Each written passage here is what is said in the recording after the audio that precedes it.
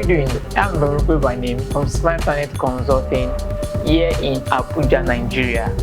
What I do as a business consultant is to first help you as a business owner gain clarity on what it is that is your value proposition. Most people don't understand what it takes to run a business. See something there? The fact you are a salesman does not mean you are an entrepreneur. Entrepreneurs create value, while salesmen and saleswomen sell those value to the end people, which is the customer. But let's not take it back a bit.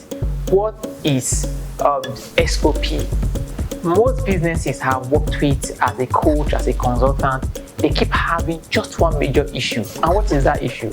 They lack SOP. They wonder, okay, what exactly is SOP, Mr. Abraham? Hit the nail on the head, hit the nail on the head, hit the nail on the head. Now, SOP simply means standard of procedure. This means a pattern or a way or a culture at which or in which things are being done in an autopilot.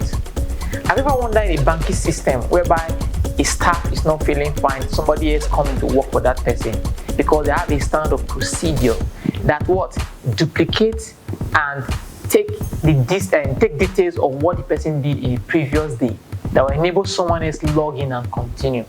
Now, most businesses lack this simple thing called standard of procedure. There are many businesses today that when the CEO is sick, the whole business is sick. There's people when their boss does not come to work, there is no cash to spend. Why? Because there's no standard of procedure.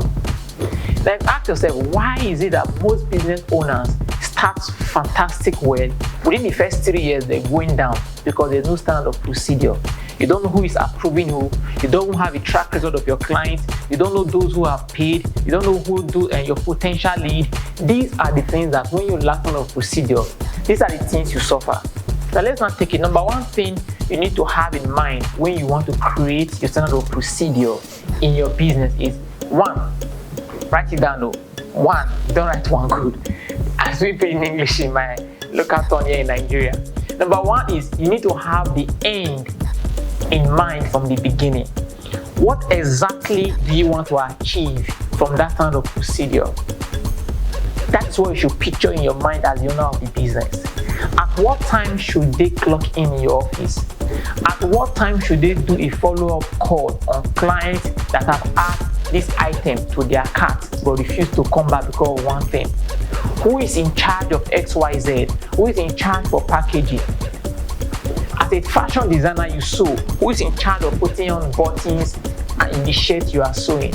These are procedures you need to duplicate among your team members. That is, say, when you are doing this, you must have what? The end in mind from the beginning when you start your kind of procedure. The next one you need to understand when you are doing this should be you need to choose a suitable format.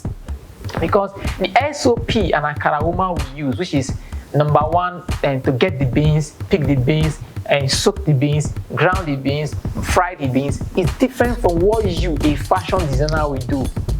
So you need to customize and know what format works for you. There is no industry standard or standard of procedure in any business. You will just take the basic one and tailor it to what works for you. Number two will now be ask for input. Most businesses, you create SOP. You say your team member should resume by 8. Do morning order to 8:30. What is the why behind what you are doing? This is where you need on your own to ask for input from your team members. What should we put in this thing? What do you think we should do to move this laptop from here to here every day? Always ask for input. But if you're a one-man business, you're here to get staff, then you need to ask yourself possible questions that might arise. The next one we'll be looking at now be define the scope. At what scope do you really want your procedure to capture? Is it from when the customer walks into your place? Is it from when they buy? Is it from when they refuse to buy? Or is it when they give a feedback? Or what exactly? You need to itemize this thing. This is scope. You need to understand. That's it. Define the scope of the standard of procedure. Who is to do what? At what time are they to do it? At what time are they to get a feedback? Most businesses don't have feedback. There's no feedback. What happens after the next meeting or something goes wrong for you now remember, oh, what did the other person say the last time? No, you need to define a scope. You know, be looking at now, identify your clients. This has to do with your customer avatar. What is a customer avatar? I'm not talking about the avatar thing we all know. Customer avatar simply say that defining and identifying your ideal clients. See, you can't sell for everybody. Understand this part of it. You can't sell for everybody. Even though you are selling oxygen, so people want to see commit suicide. That is human for us. But what you need to understand is that identify your client. That will enable you tailor your standard of procedure to the solution which you are offering to them as an organization or as an individual. You have to be looking at write down your procedure. Number one, give it a name. There in my office in Smile Planet, what we have our money hoodoo. The money hoodoo is to enable us see what we've done, what we are trying to do, and what we intend to achieve. Who is responsible for what?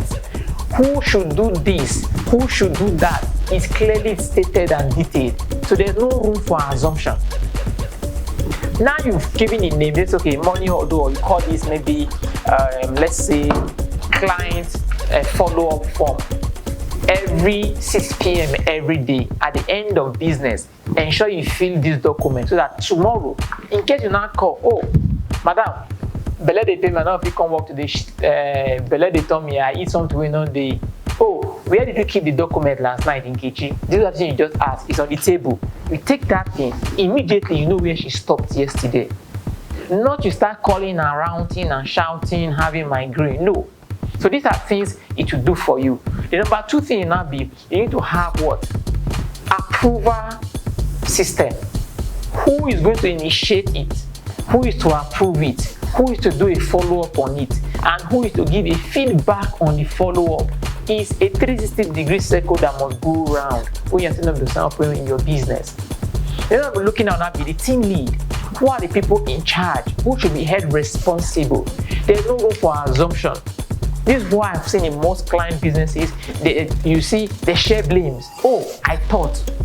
Anytime you hear in a business organization, you say, I thought he was to do it, or I thought she was to do it, they know that the standard of procedure is having issues.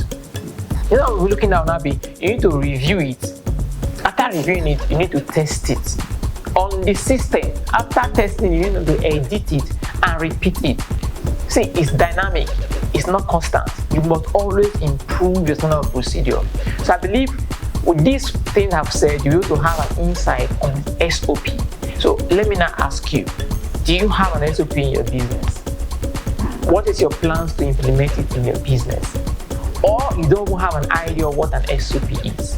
But whichever way it is, you can reach us here at Smart Planet Consult. We will help you set it up in your system, feedback mechanism, follow up with your customers, how to increase your sales profit. These are things we do. So visit our website at www.smartplanetc.com or call the number on the screen and let's work together. Thank you for supporting us and follow us on our social media handle. Have a nice day and learn to go implement your SOP. Bye.